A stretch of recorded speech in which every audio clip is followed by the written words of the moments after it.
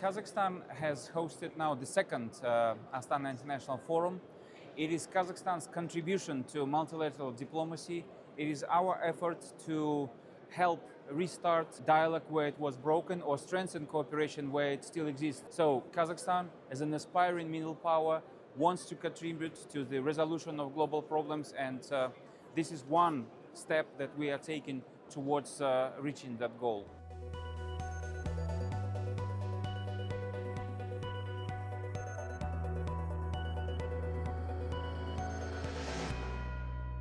A platform for dialogue and cooperation, Astana International Forum gathered world leaders, international organizations, experts, and companies to discuss economic instability, security issues, climate change, trade wars, and technological advancements. It's my great pleasure to welcome all of you to Astana International Forum.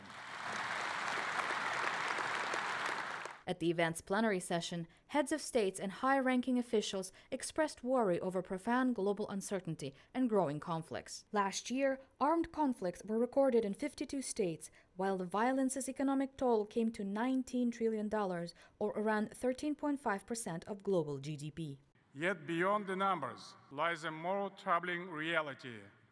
Modern conflicts are increasingly protracted and complex. They often involve a multitude of actors, including non-state groups, and are fueled by deep-seated grievances. These factors make lasting peace far more difficult to achieve. Global leaders said conflicts from old grudges must be solved at the source. While dialogue remains an important part of politics, talk without action will not produce results.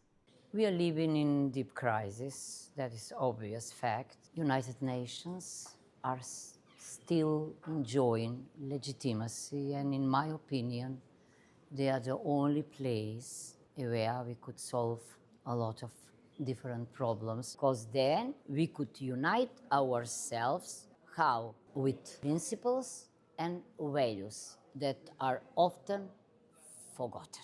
The presidents agreed that to tackle today's challenges, the 80-year-old United Nations structure needs an update. The system established after World War II is faltering, and nations are building relations in new, unprecedented ways. Amid these shifting dynamics, Italian Prime Minister Giorgia Meloni noted that Central Asia has consistently played the role of a mediator and a bridge. This region has always been a crossroads between the West and the East, and occupies a strategic role in the global scenario.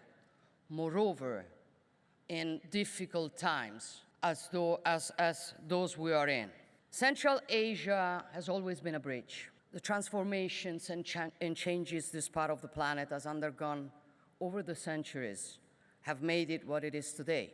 The hinge between two continents, the point of contact between Europe and Asia, the junction between worlds that once were very distant but now are more interconnected than ever.